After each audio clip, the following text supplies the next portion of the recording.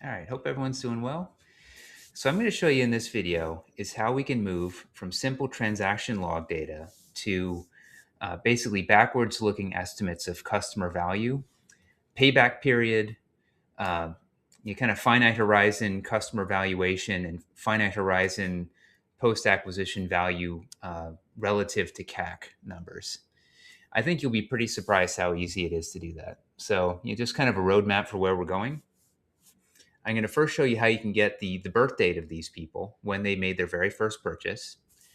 Then we can move from that to a matrix that shows the total number of active customers by cohort over time, the number of customers that were acquired into each of those cohorts, total revenue by cohort over time, total profit per acquired customer by cohort over time.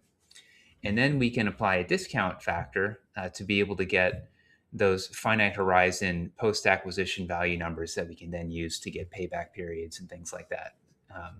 LTV to CAC sort of numbers. So let's get started. So I'm showing you my screen over here. And the first thing that we're going to get is the birth date for these people.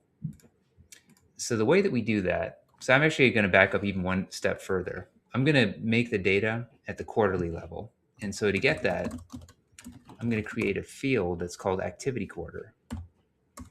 And I'm just going to pull out the year from the transaction date. And then I'm going to add the quarter over here. And so to get the quarter, obviously here we can get the month, but the way that we can get the quarter is we can,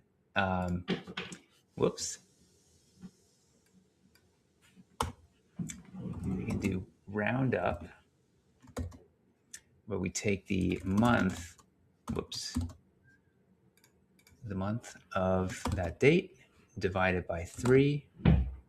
And I think that should do it. I think the number of digits is 0. So hopefully this works. So if we just kind of propagate that down, yep, this happened in Q2, this happened in Q3, good. Now, I had sorted this data. Let's see, data sort. First by the customer ID and then by the date. And so essentially we can see all the purchases for each customer. So this customer number 10, they made 3 purchases over this window of time. And they're all kind of arranged in chronological order, which means the first purchase that we see for any person must have been their first purchase. So we can use that to create a variable called initial purchase, which is equal to 1 if it's their first purchase, 0 otherwise.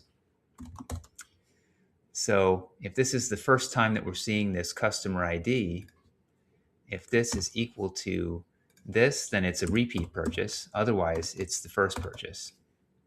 So again, if it's the first time I'm seeing that customer ID, then this row, this value will not be the same as this value. And again, we can kind of spot check it over here. You can see that this is a repeat, this is a new purchase, these are repeats, etc. And so now we can get the cohort that the person's in. All we do here is we say, well, if this is their first purchase, then their birth quarter is the activity quarter. Otherwise, we've already seen their birth quarter. So if this is equal to 1, then the birth cohort is the activity quarter of that transaction. Otherwise, I'm just going to pull it down from what we saw above. So again, you can spot check over here. This purchase happened in Q2 2016, but this customer was born in the Q1 2016 cohort. So all good there. So now everyone's in cohorts.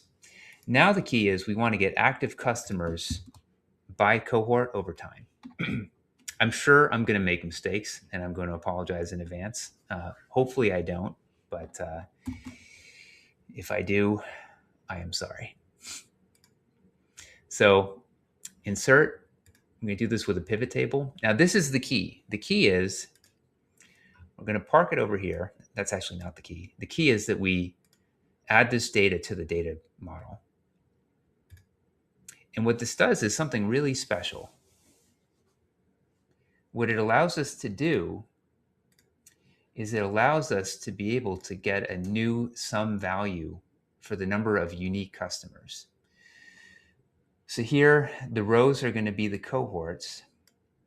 The columns are going to be the time points, where again, we're using this quarterly unit of time. And the sum values is going to be not the count of customer IDs. You want to go to value field settings. It's going to be the distinct count. And that's only there if we did the data model thing. So do that. And we're left with this. So again, this is active customers by cohort over time. Now, in the quarter in which a customer is born, they had to buy, which means that the diagonal has to be the number of acquired customers. The grand total is the total number of unique customers over this period of time. And you can see the grand total is equal to the element on the diagonal. It's not a coincidence.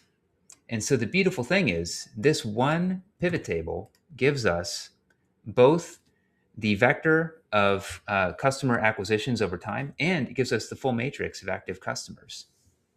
So I'm just going to special paste the values over here. How do I do that? Where's the number? There we go. That way we can do some calculations on it if we wanted to. So the calculation I'm going to do, and actually I'm just going to pull this over here and say this is number of acquisitions, just so that it's clear. So now we can get activity retention. So activity retention for these people, I'm just going to actually delete this. This will give me something to work with here. Delete that. The activity retention curve is the proportion of customers that were acquired into a cohort that are still active at different points in time. So this, many people were active from within the Q1 2016 cohort in Q1 2016. So I'm going to divide that. Actually, the easiest way is to take the number of people who are active, and I'm going to divide that by the number of people in the cohort. But we know that this row, this column right here, represents all the acquisitions. And so I can just anchor it such that the values stay in column double A, but the row number varies. So you'll see what I mean in a second. Let's convert this into percentages. So you can see Q4 2017, the activity retention is 13% because we had 54 people who were active. We had 405 people who were in the cohort. And now I can just take this and I can copy and paste it over here. And now you can see over here, the activity retention for the Q2 2016 cohort in Q3 2017 is 9%, because there were 55 people who were active from that cohort in that period of time, divided by the number of people in the cohort, which was 642. So I'm just going to kind of keep doing this, keep on going down. There. There. There. There. There. There. Almost done. And there. There. So if we wanted to, we could visualize the activity retention curve for this cohort like so. This is activity retention curve Q1 2016 cohort. We can add some data labels over here if we wanted to. Get them above. So you can see there's kind of this big drop off. You acquire the cohort, and then most of the people stop buying. And you can see the activity retention curve settles down to about 8%, which means you kind of roll forward the clock a couple quarters, and about 8% of this cohort is active in any given quarter. So that's the activity retention curve for this cohort. Now, one thing that's really helpful to do is to left align this data. So right now, this is organized by cohort over time. Instead, it could be really helpful to see the data by cohort as a function of the number of quarters since acquisition. So we can say quarters since acquired, and that can go from 0 to a bigger number. Let's take it out till here. And all we have to do for that is kind of take these numbers. I'm going to copy and paste the values over here and just left align them, shove them all to the left. So again, there's more elegant ways to use other functions in Excel to do this more automatically.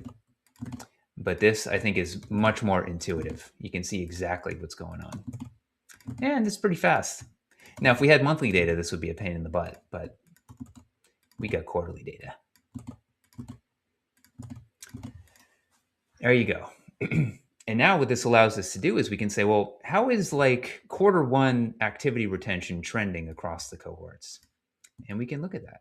So here we can kind of pull up this chart. And if we wanted to, we can do things like add a trend line. So you can see it's, gradually moving up. This is Q1 activity retention across cohorts. So that's how we get the activity retention data. Now the next thing is to get the corresponding pivot for revenue. So I'm going to insert another pivot table over here. So this is going to be revenue by cohort over time. Pivot table. I'm going to park it over here. This time we don't need to add the data to the data model. So I'm just going to, whoops. You got to do this on the data. All right, so here we go. We got our pivot table. We got our cohorts as the rows, activity quarters as the columns. And now we're just going to sum up all the spending that happens from those cohorts in those time points. So, this is basically cohorted revenue over time. So again, step number one is I'm going to paste the values. Look at that, much faster that time. And then I can use that to get revenue per acquired customer by cohort over time. And it's just what it sounds like. I kind of take this matrix. I'm going to delete this. Delete this. And I'm going to take that. But the revenue per acquired customer is the revenue from that cohort divided by the number of people who are in the cohort. How many people are in the cohort? Remember, we got it over here. So divide that by this. Again, I'm anchoring it to column A so that we're getting acquisitions, but I'm allowing the row to vary because as I move down the rows, I'm moving to different cohorts. So this is what we see. Take that, repeat this over and over again. Not too many times. Okay.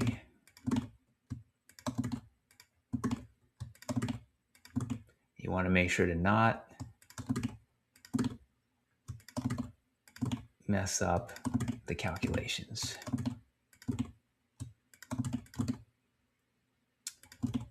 And there we go. Let's tidy this up a little bit. Okay. And then we can left align this. So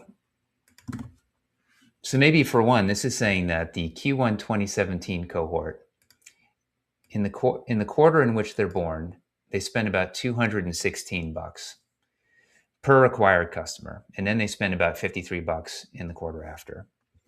But just in the same way that it could be helpful to compare across cohorts for activity retention, it's very helpful to do the same thing for revenue. So let us do that. Left aligned. Take this, copy and paste the values, and just shove everything to the left.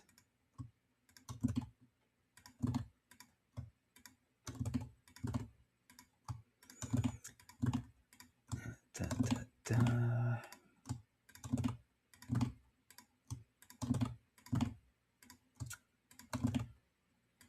Okay, 4 more. 3, 2, 1, and there. Okay. So now we can say, well, what's the trend in spending in the second quarter after a cohort is born? And you can actually look at it. Now imagine that the contribution margin for this business is 40%. Then we can convert this into profit. So let's just do that.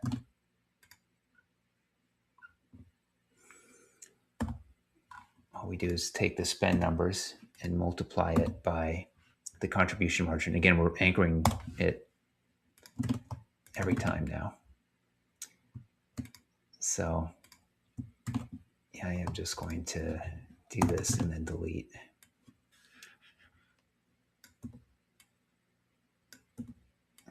All right. And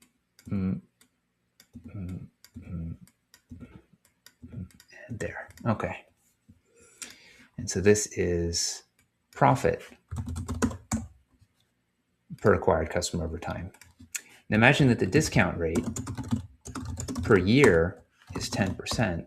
Then the discount rate per quarter, we use our trusty formula, 1 plus the annual discount rate to the 1/4 power minus 1, about 2.4%. And we can use that to get discount factors as a function of quarters since acquired. So if that runs from 0 up to 12, then the discount factors are 1 over 1 plus the discount rate quarterly raised to the quarter number, which is right there. Okay. And so now we can get the present value of the profit per acquired customer by cohort over customer time. Let's just call it that so we don't have to say left aligned.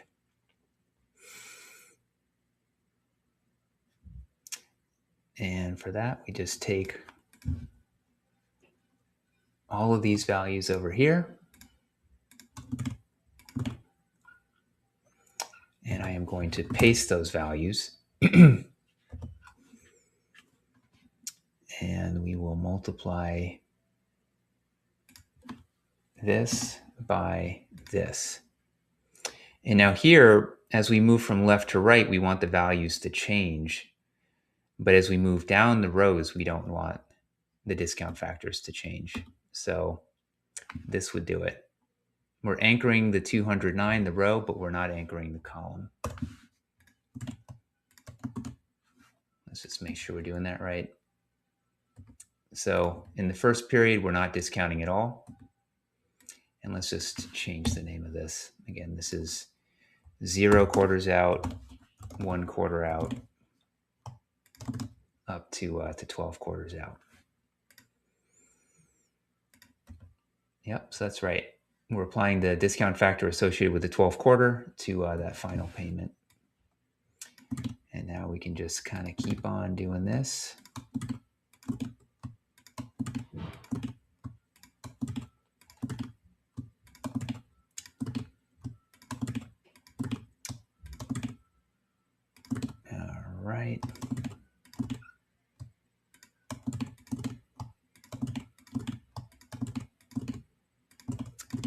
And now we can get things like the 1 year post-acquisition value. And that would just be the sum of the present valued profits over the first 4 quarters for each of these cohorts. Now you can see one issue that we're going to have. Like for this cohort, we only observe them for 1 quarter, so we can't really look at that. And so we're going to want to remove these so that we are only looking at cohorts where we see 4 quarters. And this allows us to be able to compare 1 year post-acquisition values over time. And that's what we're seeing over here. Let's grab this, push this to the side. And if we want, we can look at the trend over time. We can see the trend has been moving up. So maybe I'll kind of keep it at that for this, this note. Again, if we wanted to get the payback period, all we do is we compare customer acquisition cost to cumulative profit. So I'll record a separate video for some of those calculations. But hopefully this has helped you understand it's not actually that hard to be able to get values like this if you know how to do pivot tables and if you can use that data model trick. So I hope this has been helpful. And yeah, thanks so much for giving this a watch.